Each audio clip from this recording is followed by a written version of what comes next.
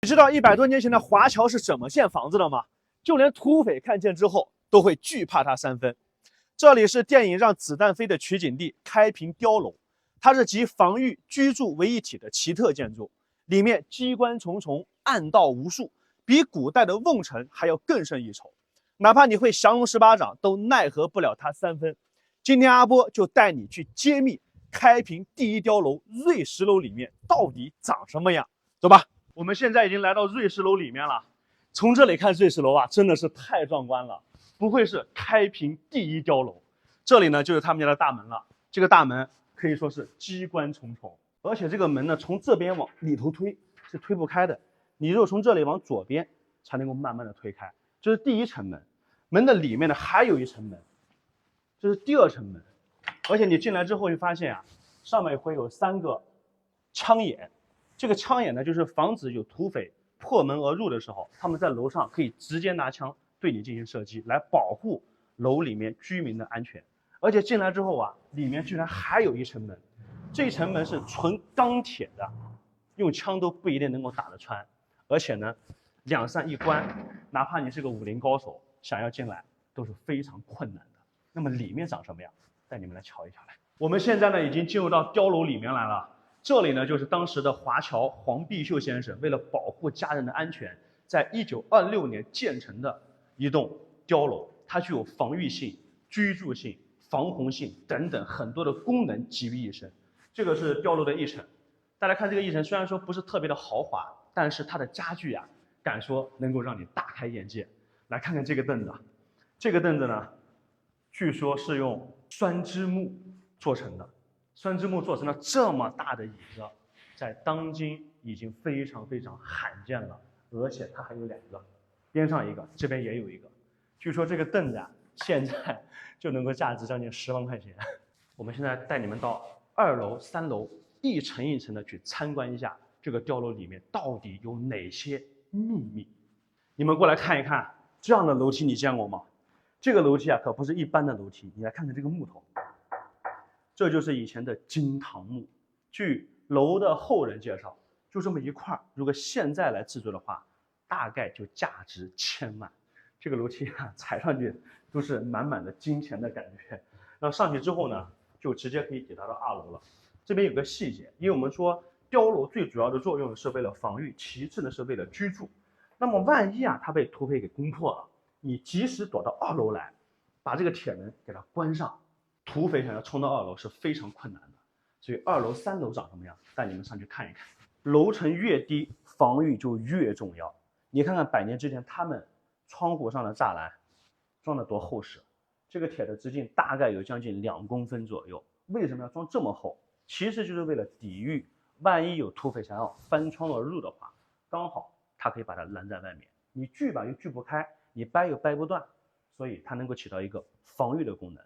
另外呢，里面这个啊是木头加玻璃的，它是可以这样子推拉，关上之后呢又不会影响本身里面的采光。然后我们给你看一看外面的这一层，外面这一层它是个铁皮的窗户，你把它关上之后，拴上，它从外面怎么开这个窗户都打不开，而且即使拿枪射击的话，也不一定能够把这个窗户给它穿透。所以这个防御功能啊做得非常的好。我们再到楼上去看一看。你们往客厅的这个位置看，这2边呢各有一块木头，你把它拿开之后，你会发现这里呢它是能够看到下面的，这里看得更清楚一些。为什么要放2个洞呢？因为这个呢就是射击的枪眼，万一有人从1楼的大门冲进来之后，那么躲在楼上的人可以朝着这个地方直接开枪，但是下面想打到上面来，但是很困难的，除非你是神枪手。所以这个地方就是一个防御的枪眼，把它盖上。你见过100年前大户人家的厨房吗？带你来看一看。这个呢就是他们当时华侨家里的厨房了。这个厨房虽然说面积不大，但是它很精巧。你看，这里是填柴烧火的炉灶，哇，还能够打开，就是时隔这么多年了，它还很灵活。然后呢，我们把它慢慢的放回去。大家看到没有？下面呢应该是就是柴烧完之后的灰，从这边把它腾出来。那这里呢是填柴加火的，上面罩一个锅。那边上还有2个小的，有可能是温一些酒温一些其他的东西，因为这个地方也会传热。我小时候我记得我家的这个灶台全部都是用土堆的，他们在100多年前你看就是用砖垒好的，而且非常的平整，做工也特别的考究，不愧是大户人家。我们再看看大户人家住的房间到底长什么样，带你们去看一看。我们现在呢是在3楼，2楼、3楼、4楼、5楼基本上的格局呢都是一样的，但3楼比较有代表性。你看从这个楼梯一上来的时候，边上呢是一扇屏风，但屏风的这个位置呢，它又能够打开，是一扇门。我们进来看一看。进来之后呢，是一个客厅，客厅的左右两边各有呢2个房间，这4个房间呢就是卧室了。里面的空气非常的新鲜，因为这边有个窗户，对面呢也有个窗户，空气对流，所以这里面不会觉得特别的闷。再带你们来看一看卧室，大家看看卧室的上面，真的很精致啊！这样的压花玻璃，在100年之前，没有一点点身份的人是很难用得起的，因为那个时候我们中国据说呢还造不出玻璃，还非常的困难。来，进来看一看，这个是他们家100年前的宝宝椅，就是婴儿坐的椅子。哇，真的是很精致，下面还刻了很多的花，你看图案。这还是非常精美的浮雕，小孩子坐在里面啊，这个是应该是给小孩子吃饭的时候、吃东西的时候做的一个支撑。100年前就用宝宝椅了，不可思议。再来看一看其他的，这是他们家以前用的床，这种老床就是睡觉特别的踏实，而且大家会发现，以前人睡觉的时候，床它的顶上都是遮挡的，这样子其实是有助于我们睡眠的。而且这个床大家会发现它很宽，对不对？很长，并且下面离地面的高度，据说呢都是用鲁班尺测量的，非常的精准。所以那个时候的人，他对这种是非常讲究的，不像我们现在的床，高的也有，矮的也有，对吧？它没有一个准确的数字。以前的话是非常准确、非常精确离地面的位置的，不能高也不能矮。我们再到对面的房间来看一看。对面这个卧室跟那个卧室它的格局大小应该是差不多的，这应该是以前房间主人留下来的照片。这张照片上写了1928年12月，看他们的合影还有很多的外国人。那个时候能够拍这样的照片的人，家庭的这个财富我想一定不是一般人能够做到的。这边还有一个箱子，应该是他们以前装行李的。这个我就不打开了，我怕打开之后我有点害怕。哇，这里面真的是太精致了。这个梳妆台，我相信这里住的应该是有可能是女眷，是吧？因为这个你看非常的精致，这边呢还有一面镜子，这应该就是一个化妆台。这个床看起来就比较简约一些。这边呢还有一幅画，但是随着时间的流逝它已经开始氧化了，但是这只鹿还是，这幅画还是绣它是刺绣，看到没？还是清晰可见的刺绣。这个呢，应该就是以前房子主人平时躺在这里，看个报纸、喝个茶、休息的地方。你看这后面还那个洞，它没有使用任何的这个金属，但是它这个用木头做起来的这种感觉也非常好。你看。厉害，怪不得我们中国的鲁班技艺，那在全世界是没谁了。这里呢是瑞石楼的第6层这个第6层跟我们刚刚看到的几层都不太一样。为什么呢？因为开平碉楼从第2层到第5层它是没有阳台的，但是从第6层往上就开始有阳台了。这个呢就是通往阳台的门。你会发现呢，碉楼的门大多数都是2层的，里面一层是木质，外面一层呢是铁质的。为什么呢？我刚刚说了，它主要的功能就是为了防御，所以从1楼到5楼没有阳台的主要原因也是为了防御，其次呢是为了防水。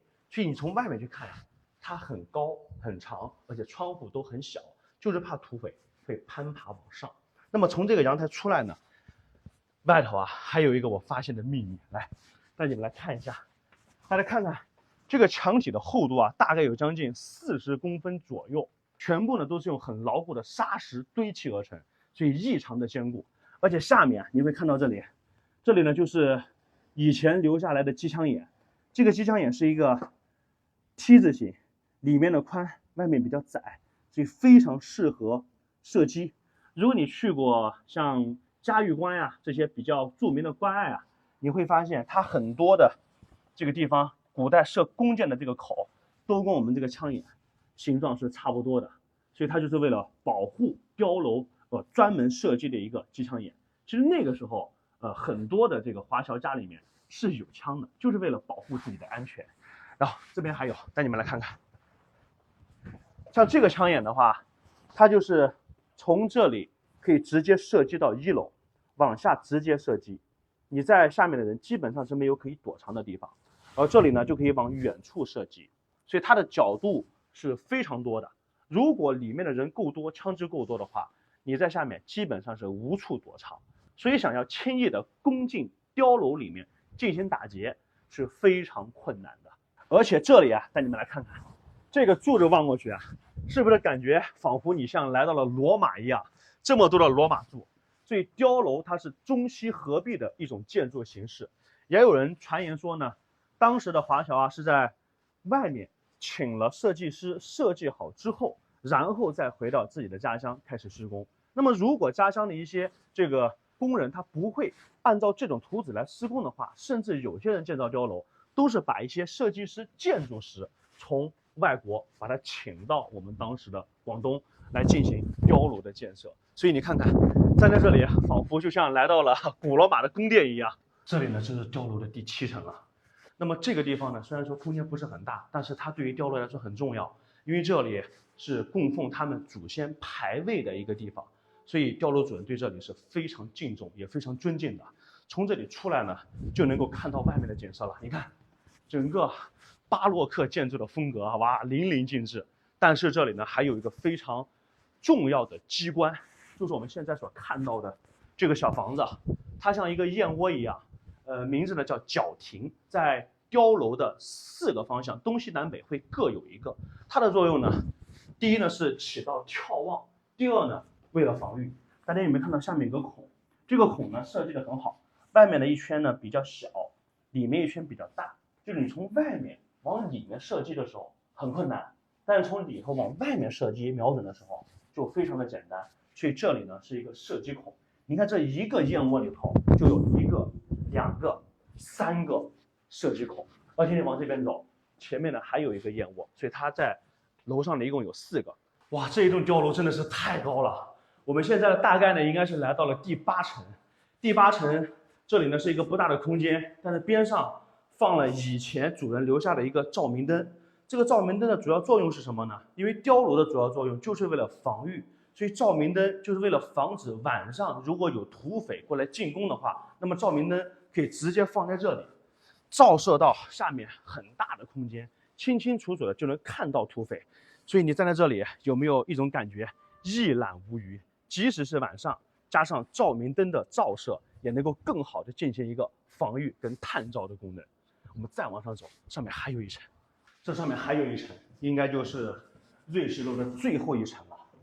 哇，这个楼真的是很高，这里楼梯就很窄了，大概只有半米左右。这边呢还有个门，所以这里呢就像一个密室一样。进来之后，这个空间有点小，大概可能就5、6个平方。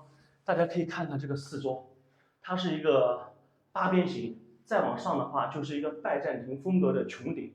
从外面看，它应该就像一个大的南瓜的形状。这边全部都是已经固定好的铁窗，铁窗的中间呢是透明的玻璃，从这里呢就可以毫无障碍的往外面眺望土匪的一些情况。所以你看周边啊装了这么多的玻璃，所以它的采光也是非常讲究的。